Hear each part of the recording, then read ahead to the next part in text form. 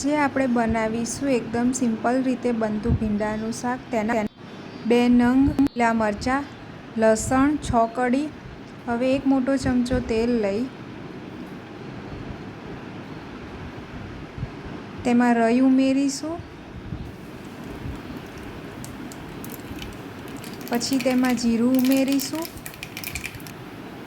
જીરું ઉમેર્યા બાદ સમારેલું લસણ, સમારેલા લીલા મરચાં,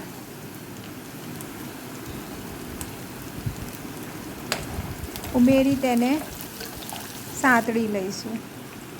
તે બાદ 500 ગ્રામ જેટલા સુધારેલા ભીંડા તેમાં એડ કરીશું. હવે એને પ્રોપર મિક્સ કરી લઈશું. 5-7 મિનિટ સુધી હલાવતા રહીને શેકીશું, જ્યાં સુધી ભીંડાની ચીકાશ જતી ના રહે.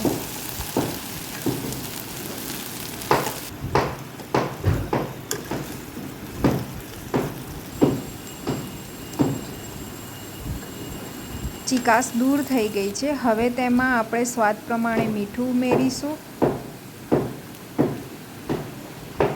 ધાણા જીરું પાવડર ઉમેરીશું. હળદર અને લાલ મરચું પાવડર ઉમેરીશું. હવે તેને બરાબર રીતે મિક્સ કરીશું.